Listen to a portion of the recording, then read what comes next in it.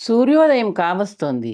స్నానం ముగించి తండ్రి నుంచి వారసత్వంగా తనకు లభించిన పట్టుదోవతి కట్టుకొని ఉత్తరీయం భుజం మీద వేసుకుని వీరధర్మ పూజాగృహంలోకి వెళ్ళాడు.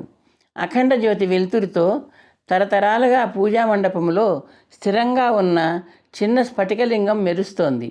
వీరధర్మ పీట మీద కూర్చుని వెండి కుందులలో వత్తులు వేసి నెయ్యి వేసి అఖండ జ్యోతి జ్వాలతో వెలిగించాడు. తండ్రి, ఆయన అనంతరం తల్లి నేర్పించిన స్తోత్రాలు పఠిస్తూ స్ఫటికలింగాన్ని పుష్పాలతో అర్పించాడు. కళ్ళు మూసుకుని కాసేపు ధ్యానంలో మునిగిపోయాడు. ధ్యానంలో అతనికి తల్లి గుర్తొస్తోంది, తండ్రి గుర్తొస్తున్నాడు. ఉన్నట్టుండి తండ్రి అనుదినము పఠించిన మార్కండేయుడు రచించిన చంద్రశేఖర అష్టకం గుర్తొచ్చింది వీరధర్మకు. పక్కనే ఉన్న చిన్న ఇత్తడి పేటికను అందుకొని తెరిచాడు.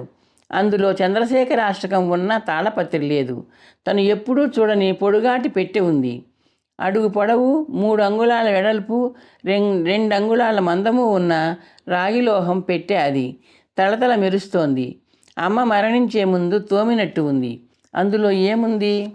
వీరధర్మ కుతూహలంతో దానిని చేతుల్లోకి తీసుకుని మూత తెరిచాడు. అందులో ఒక తాళపత్రం ఉంది. జాగ్రత్తగా ఆ తాళపత్రాన్ని తీసుకుని జ్యోతుల వెలుగులో పరిశీలనగా చూశాడు. వీరతిలక వంశస్థుల ఆయుర్దాయ రహస్యం అన్న శీర్షిక పెద్ద అక్షరాలతో అతని దృష్టిని ఆకర్షించింది. తన వంశస్థుల ఆయుర్దాయ రహస్యం.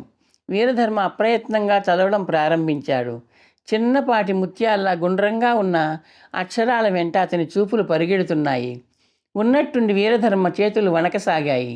కళ్ళు చెదురుతున్నట్టు అనిపించింది అతనికి. తను చదువుతున్నది నిజమా? తనను మెలకువలో ఉన్నాడా?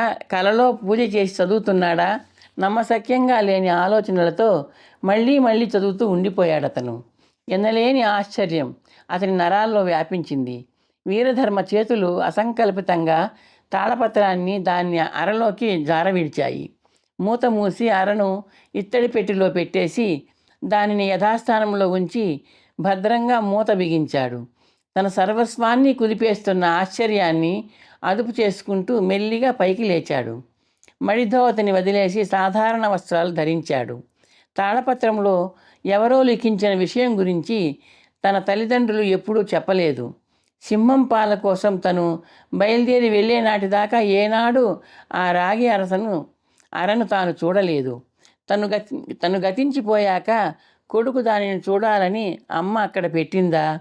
అదే జరిగి ఉంటే అప్పటిదాకా దానిని తన తండ్రి తల్లి ఇద్దరూ తన కంటపడకుండా దాచి ఉంచాలి. వీరధర్మ ఆలోచిస్తూ ఇంట్లోంచి బయటికి నడిచాడు. పక్కనే ఉన్న పిన్ని ఇంటి వైపు వెళ్ళాడు. రా ధర్మ. గుమ్మంలోంచి లోపలికి వచ్చిన అక్క కొడుకుని ప్రేమగా పలకరించింది మందాకిని. పిన్ని, మా పూజాగృహంలో ఒక ఇత్తడి పెట్టె ఉంది. అదా? అది చాలా కాలంగా నేలమాళిగలోని పెద్ద భోషాణంలో దాచి ఉంచిందట. కన్ను మూసే ముందు అమ్మ నాకు చెప్పింది. ఆ ఇత్తడి పెట్టెను, అందులోని రాగి అరను దేవుడి ముందు నువ్వు చూసేలా ఉంచమంది. శుభ్రం చేసి అక్కడ ఉంచాను. రాగి అరలో ఏదో తాళపత్రం ఉంది. నాకు చదువు రాదుగా. నువ్వు చూసావా? అందులో ఉంది ఏదైనా మంత్రమేమో అనుకున్నాను, మందాకిని వివరించింది. వీరధర్మ మౌనంగా చూశాడు. అదేదో శక్తివంతమైన రహస్యమంత్రం అయి ఉంటుంది ధర్మ. ఆ మంత్రం నీకు సిద్ధించాలని అమ్మ ఆశించి ఉంటుందిలే. పిన్ని, అలా వెళ్ళొస్తాను. ధర్మ, చూశావా, మర్చిపోయాను. నిన్ను త్వరగా పెళ్లి చేసుకొని వంశాన్ని ఉద్ధరించమని అక్కయ్య నాతో పదే పదే చెప్పింది. ప్రతినిత్యము అదే పాట అనుకో. అలాగా? వీరధర్మ ముక్తసరిగా అన్నాడు. తగిన పిల్లను చూసి పెళ్లి చేసుకుని అమ్మ కోరిక తీర్చు నాయనా. సరే అన్నట్టు తలాడించి ఇంట్లో నుంచి బయటికి నడిచాడు వీరధర్మ. తను కూర్చున్న అరుగు వైపు వస్తున్న ప్రియశిష్యుడు వీరధర్మను, అతని వెంట టీవీగా వస్తున్న అశ్వం సువేగుడిని చిరునవ్వుతూ చూస్తూ ఉండిపోయాడు యోధాశ్రమ నిర్వాహకుడు కంఠీరవుడు. చేతులు జోడించి దగ్గరగా వచ్చిన వీరధర్మ ముందుకు వంగి కంఠీరవుడికి పాదాభివందనం చేశాడు. దీర్ఘాయుష్మాన్ భవ. కంఠీరవుడు శిష్యుడి తల మీద అరచేతిని ఉంచి దీవించాడు. నాయనా ధర్మ, నువ్వు క్షేమంగా వెళ్ళి విజయం సాధించి క్షేమంగా తిరిగి వస్తావని నాకు తెలుసు. గురువుగారు విజయం సాధించి తిరిగి వచ్చి అపజయాన్ని ఎదుర్కొన్నాను. వీరధర్మ కంఠంలో విచారం ధ్వనించింది.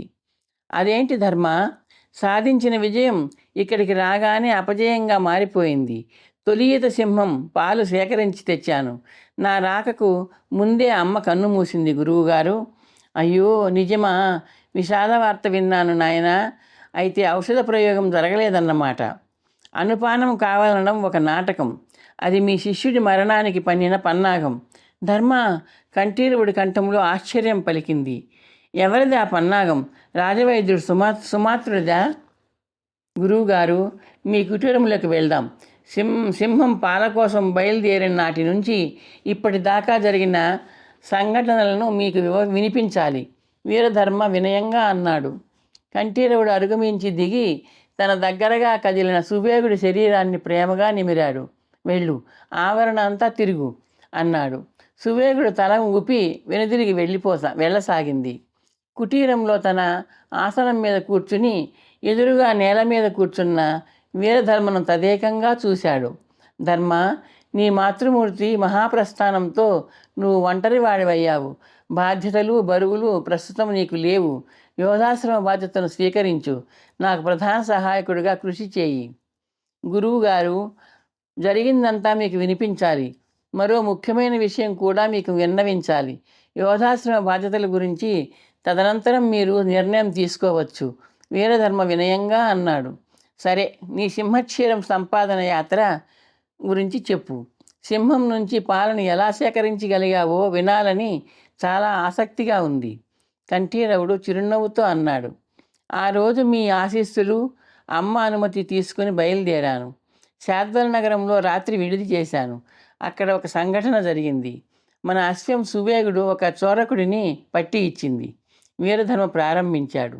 శాద్వల నగరంలో తన పిడిపాకు తస్కరించిన విషయం, నవరాత్రి స్పర్ధలో తన చేతిలో పరాజితులైన 4 యువకులు దారి కాచి తనతో తలపడిన వృత్తాంతం, ఆటవికుడి వారి నుండి తరంగను రక్షించిన వృత్తాంతం, సనాతన మహర్షి పరిచయం వృత్తాంతం, సింహం పాల కోసం స్వర్ణపాత్ర సంపాదనార్థం ఆయన సూచన మేరకు వజ్రగిరికి వెళ్ళిన వృత్తాంతం, తిరుగు ప్రయాణంలో బాలుడైన రాకుమారుడిని ప్రాణాలు కాపాడిన సంఘటన, తేజసింహ మహారాజు బంగారు పాత్ర బహుకరించిన విషయం, మంత్రి కుమార్తె ప్రచండిక వృత్తాంతం, సనాతన మహర్షి సింహక్షీరం సేకరించి ఇచ్చిన అద్భుతం, మహామంత్రి దురాలోచనతో రాజవైద్యుడు ఆడిన నాటకం, విరూపాక్షుడు చేసిన ప్రమాద మార్గదర్శన వృత్తాంతం, సేనాపతి బొటనవేలిని ఖండించి అతడిని శిక్షించిన వైనం, రాకుమారి సాగరికను కలుసుకున్న విషయం సవివరంగా విన్నపించాడు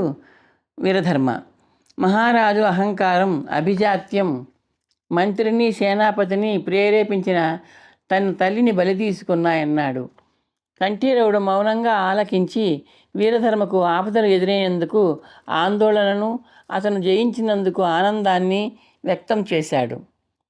ముఖ్యంగా రాకుమారికి కనువిప్పు కలిగించిన వీరధర్మ విఘ్నతను, ధైర్యాన్ని మెచ్చుకున్నాడు. గురువుగారు, మీ సహాయకుడిగా సేవలు అందించమన్నారు. అంతకన్నా అదృష్టం లేదు, అంతకన్నా ఆనందాన్నిచ్చే అంశమూ లేదు. అయితే ఆ అవకాశాన్ని అందుకునే అదృష్టం నాకు లేదు. వజ్రగిరి మంత్రి కుమార్తె ప్రచండికను విధి నాకు నా బాధ్యతగా అప్పగించింది. సహాయం చేస్తానని ఆమెకు వాగ్దానం చేశాను. సనాతన మహర్షి గారి ఆశ్రమంలో ఆమెకు తాత్కాలిక ఆశ్రయం కల్పించాను. ఆమెకిచ్చిన వాగ్దానాన్ని సఫలం చేయాలి. వీరధర్మ చెప్పుకుపోతున్నాడు. వాగ్దాన భంగం చేయమనను. ఆమె బాధ్యత నిర్వర్తించి తిరిగి రా ధర్మ, కంఠీరవుడు అడ్డుతగులుతూ అన్నాడు. వీరధర్మ మాట్లాడకుండా నడుములో దోపుకున్న రాగి అరను తీసి తెరిచి కంఠీరవుడి వైపు తిప్పి పట్టుకున్నాడు. గురువుగారు, ఈ తాళపత్ర లేఖనం ఒకసారి పఠించండి దయచేసి. కంఠీరవుడు అర నుంచి తాళపత్రాన్ని అందుకుని 2 చేతులతో పట్టుకుని చదవడం ప్రారంభించాడు. ఆయన కళ్ళు ఆశ్చర్యంతో విచ్చుకున్నాయి. అప్రయత్నంగా మళ్ళీ చదివి ఆశ్చర్యం నిండిన కళ్ళతో తన శిష్యుడిని చూశాడు. నమ్మశక్యం కాని విషయం. కంఠీరవుడు మెల్లగా అన్నాడు, ఈ తాళపత్రం ఎక్కడిది? పూజాగృహంలో ఉంది గురువుగారు. అవసాన దశలో అమ్మ మా పిన్నికి చెప్పి అక్కడ పెట్టించింది. ఇది నువ్వు చూడాలన్నదే ఆమె ఉద్దేశం అయి ఉంటుంది ధర్మ. అవును గురువుగారు, నేను సింహం పాల కోసం బయలుదేరుతూ అమ్మకు నమస్కరించాను. సుఖ సంతోషాలతో ఆరోగ్యంతో చిరంజీవిగా జీవించు తండ్రి అంటూ ఆశీర్వదించింది. ఆలస్యం చేయకుండా వివాహం చేసుకుని వంశాన్ని ఉద్ధరించమని పిన్ని ద్వారా నాకు సందేశం ఇచ్చింది. ఈ లేఖనం ఆధారంగా అమ్మ నా ఆయుర్దాయం సంపూర్ణం కాదని నమ్మినట్టుంది. వివాహం చేసుకోమని మీ వద్ద విద్యార్థిగా ఉన్నప్పటి నుండి నన్ను తొందర పెట్టేది.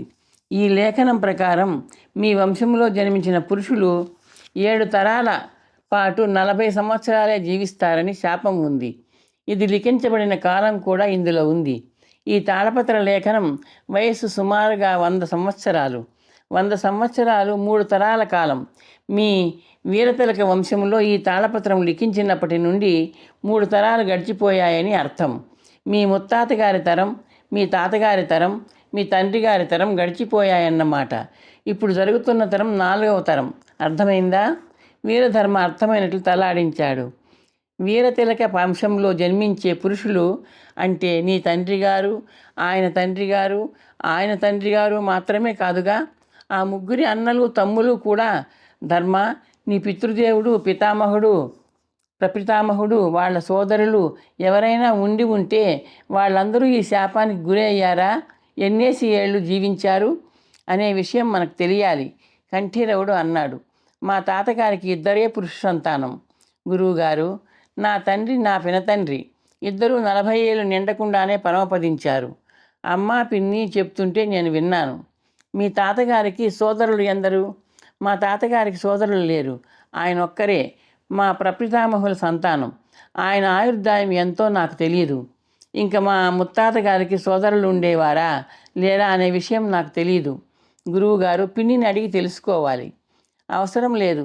ఇటీవల శతవృద్ధుడు, జ్ఞానవృద్ధుడు అయిన ఒక మహానుభావుడికి ఆశ్రయం కల్పించే అవకాశం నాకు లభించింది. ఆయన వయసు 108 సంవత్సరాలు. ఇంకా మసకబారని జ్ఞాపక శక్తి. నా అన్న వాళ్ళందరూ గతించిపోయారు. ఏకాకిగా కాలం వెళ్లదీస్తున్న ఆయనను స్వయంగా ఆహ్వానించి తీసుకువచ్చాను. ఆశ్రమంలోని పూజామందిరం సమీపంలో ఆయనకు పర్ణశాల నిర్మించి ఇచ్చాను. నగరంలో పేరు పొందిన పాతతరం వాళ్ళ గురించి ఆయనకు తెలిసే ఉంటుంది. పద కనుక్కుందాం అంటూ పైకి లేచాడు కంఠీరవుడు. వీరధర్మ ఆయనను అనుసరిస్తూ గుమ్మం దాటాడు. ఈ కథ మీకు నచ్చితే లైక్ చేసి, షేర్ చేసి, సబ్స్క్రైబ్ చేస్తారని ఆశిస్తున్నాను.